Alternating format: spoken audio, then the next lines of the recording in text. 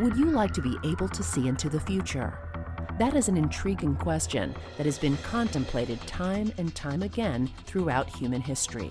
Famous stories from the Oracle of Delphi all the way to the hysteria around the Mayan calendar in modern times have in some way dealt with the idea of humans seeing into the future.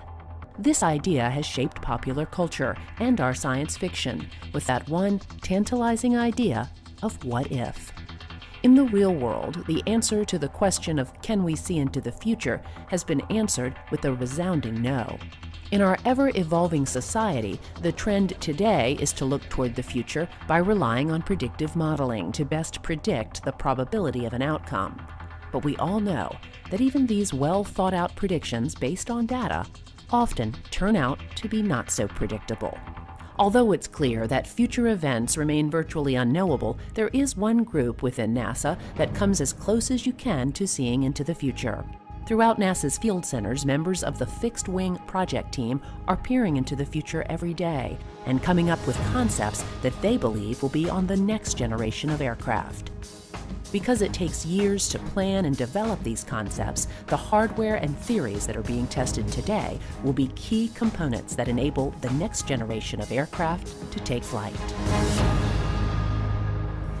On this episode of NASA X, follow us around the country as we visit members of the Fundamental Aeronautics Program's Fixed Wing Project, who are developing the framework that will shape how aircraft of the future will fly.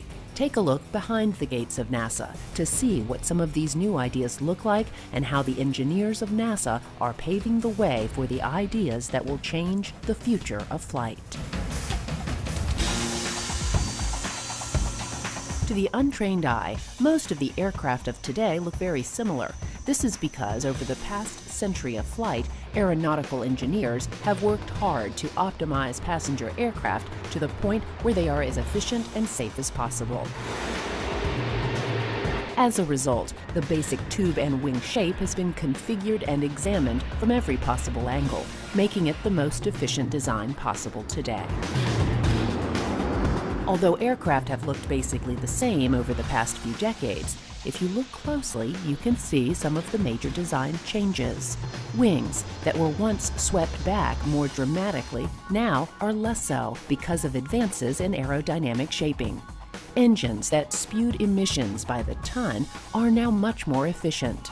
Materials that were once so heavy that they significantly weighed down a craft are now much lighter and stronger. With all this improvement and efficiency, it is fair to ask if there is anything else that can be done to make flight even better. The answer is of course yes. Behind the gates of NASA, there are scores of researchers who know that we can still make aircraft better because they are working toward these long-term goals every day. Some of these researchers from the Fixed Wing Project are working on so-called N+3 configurations and goals. In mathematical terms, the letter N is where you start now. N+1 is the next step. N+2 is just beyond that, and so on. Here in the Fixed Wing Project, N+3 equates to aircraft that will be flying in around the 2030-2035 timeframe. For this team, everything is on the table, including engines, fuels, wings, and fuselage shapes. Well, we need to remember the first A in NASA is aeronautics. So it's a National Aeronautics and Space Administration. Aeronautics is the field of research for airplanes. The airplanes that we fly today were researched and experimented within NASA many years ago. So we're trying to continue that tradition, that important work that we have done for the nation and the world for 20, 30 years from now. Fixed Wing is a NASA research program in which we are doing activities to try to improve the airplanes that we're going to be flying in the future. We're trying to make them less noisy. We're trying to make them better for the environment.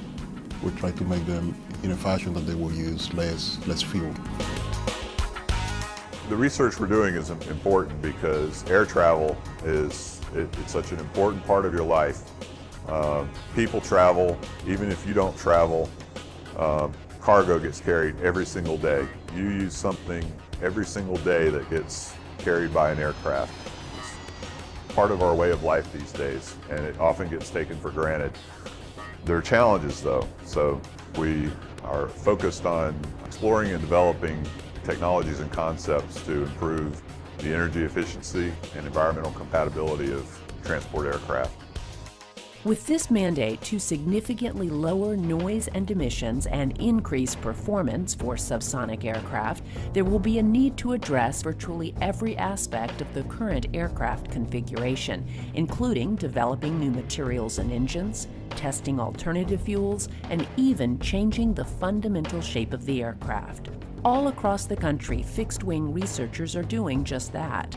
Major advancements are being made into the understanding of how future aircraft will fly. Because there are so many areas of study, let's first look at something that has the potential to be used today as well as in the 2030 timeframe: alternative fuels. On this beautiful morning at NASA Dryden in California's high desert, a test called ACCESS, or the Alternative Fuel Effects on Contrails and Cruise Emissions test, was performed to study the effects of alternate biofuel on engine performance, emissions, and aircraft-generated contrails at altitude. For this test, 2 aircraft were flown in tandem. The first is NASA's DC-8, which will be burning an alternative fuel. The second aircraft is NASA's Falcon that will fly directly behind the DC-8 to measure and characterize the emissions coming out of the engines from the alternative fuel. Here is NASA's Bruce Anderson to explain. NASA's role is in assessing the combustion characteristics of alternative fuels, as well as determining how these fuels will affect the performance and emissions from aircraft. To understand how aircraft affect the climate, we need to make measurements at cruise altitudes. So the focus of ACCESS, or the alternative fuel effects on contrails and cruise emissions, was to fly behind the DC-8 in flight and look at its emission and contrail characteristics as we changed from standard jet fuel to a fuel that was a blend of a fuel that was made from camelina plant oil, and also added 50% of Jet A to that. There are some other groups out there. Tyson Foods is making a biodiesel and biojet fuel from chicken fat that they sweep up on their processing plant floors. So there's a number of different ways of making these alternative fuels. All of them result in a fairly clean kerosene that doesn't have nearly the contaminants in it that the fuels from refineries do. The fundamental thing is the aircraft has to retain its performance characteristics when you burn a fuel. You can't have any drop in power. The fuel also has to have similar characteristics in terms of density and volume to kerosene. So what we're looking at is drop-in fuels. A lot of the fuel systems on the aircraft are designed to rely on the aromatics in the fossil fuels to swell the seals to make them leak tight. So when we fly an alternative fuel, we have to mix it with standard fuel to retain those properties. Otherwise, the fuel would just leak out of the aircraft. And then the second thing we're looking at is just the emission characteristics. By that I mean the amount of pollutant generated per kilogram of fuel burn. After the first few flights, it was shown that using these types of alternative fuels could significantly reduce emissions at cruise altitudes, particularly soot emissions. Work continues to better understand how to use these fuels and how to make them even more efficient for future aircraft.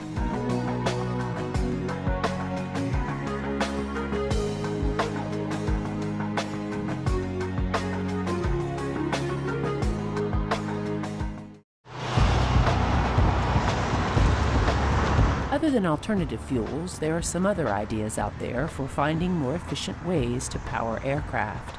If we look on our roads today, many of the cars that are now being driven run on a combination of fuel and electricity. The idea that aircraft could do this seemed far-fetched only a few short years ago, but today, this idea is gaining traction.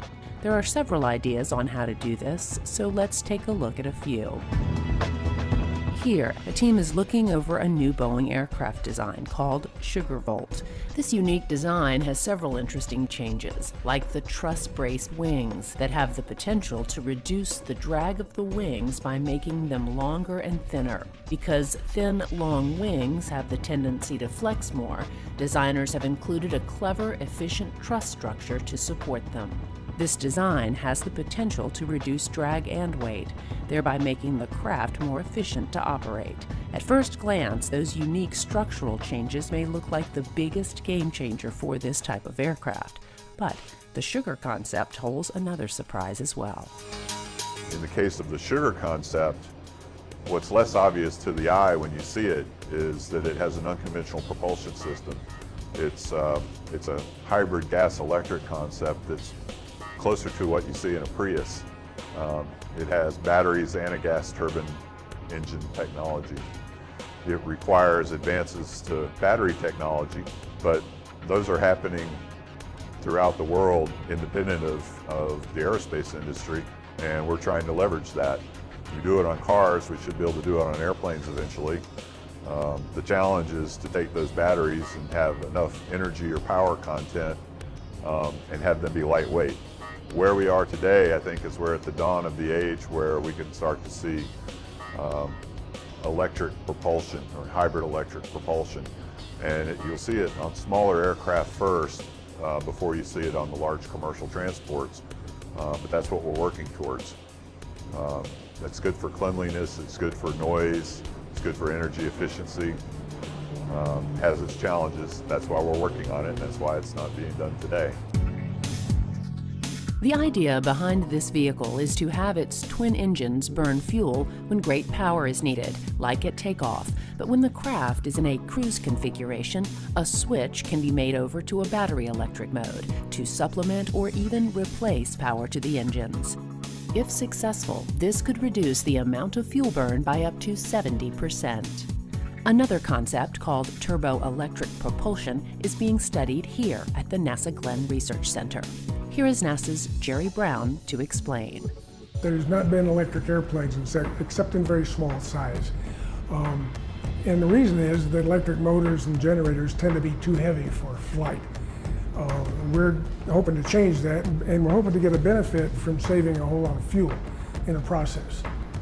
The type of electric propulsion that we're talking about today is turbo-electric propulsion.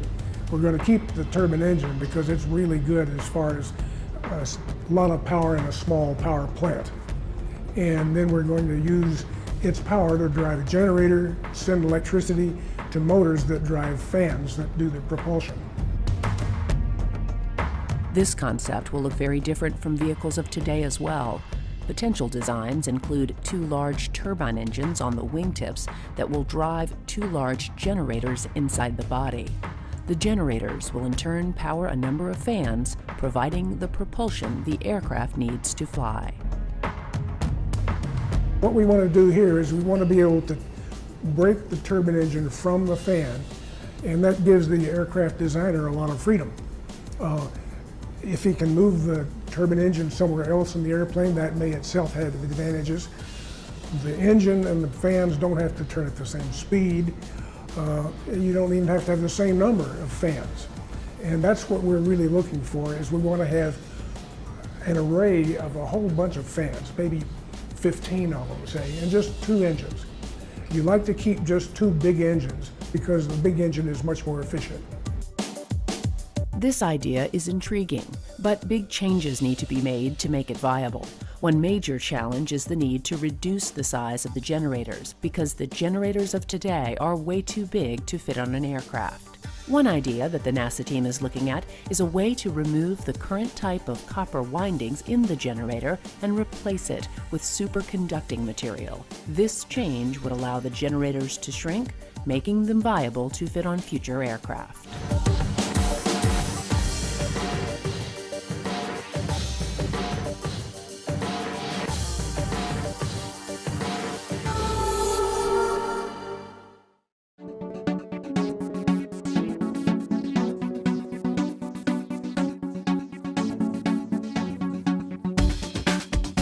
As we we've seen so far, new aircraft designs are coming online that have the potential to greatly improve aircraft efficiency.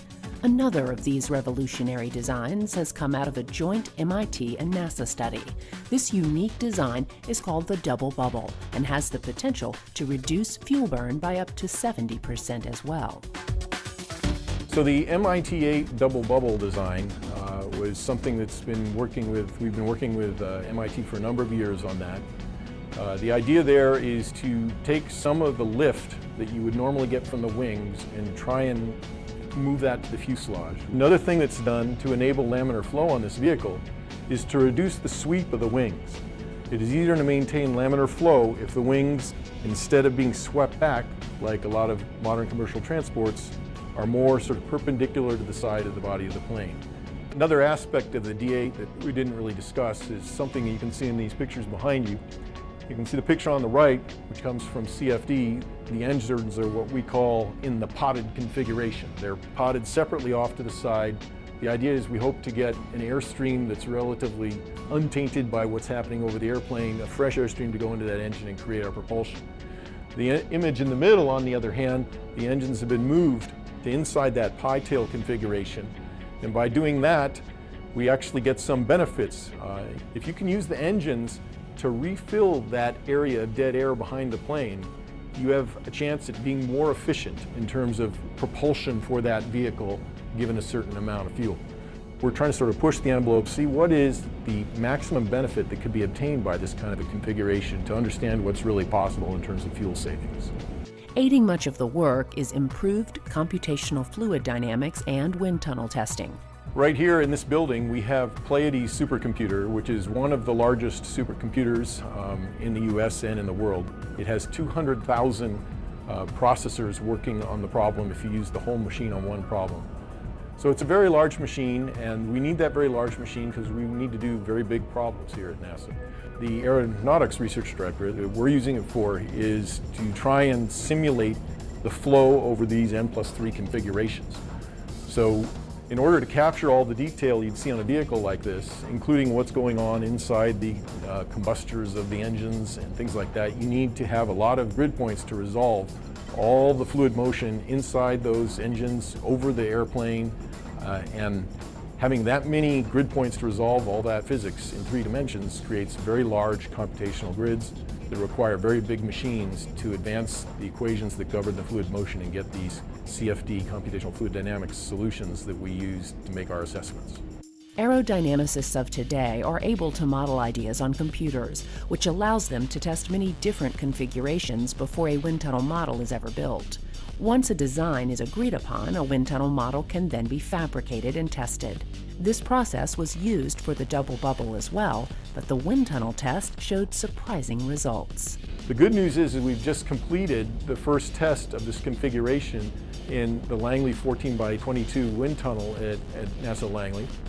And it showed even a greater reduction or a more fuel efficiency benefit to this technology than we had predicted on paper with our low-oar models. So we're trying to digest the experimental data that show this nice benefit in fuel efficiency from this configuration. At the same time, we're also using the supercomputer here at NASA Ames, the ДC supercomputer, to do computational fluid dynamics, CFD runs of these same configurations and see if we can confirm that benefit on the computational side as well. Testing will continue on the double bubble, and if the results hold, you may see this type of aircraft at an airport near you in the future. When testing aircraft, many different stages occurred.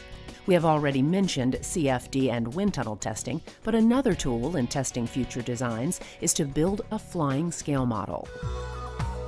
Although CFD and wind tunnel modeling is the mainstay, often test flights of these small, scaled-down versions of an aircraft offer some of the most dramatic results for researchers.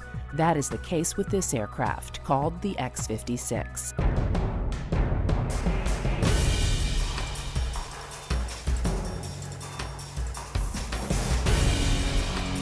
This aircraft is being used as a test bed to understand how different wing configurations work and how a unique idea called active control may be used in the future.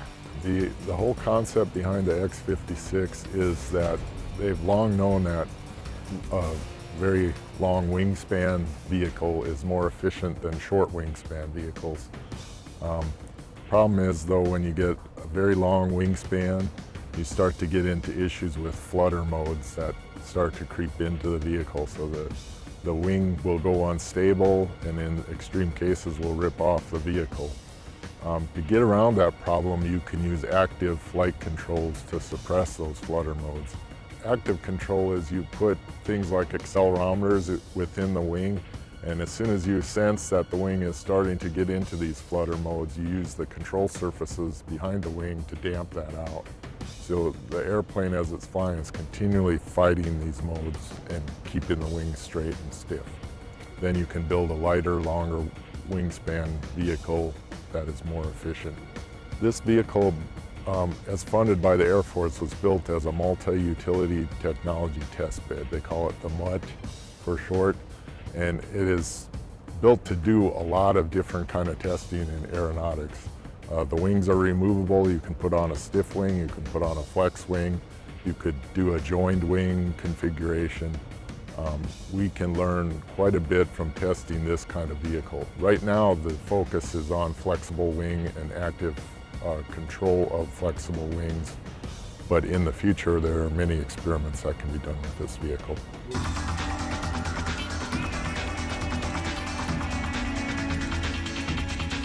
The research on the control of lightweight, flexible wings being performed today on the X-56 is key to enabling the long, thin, low-drag, and low-weight wings of tomorrow's N+3 configurations.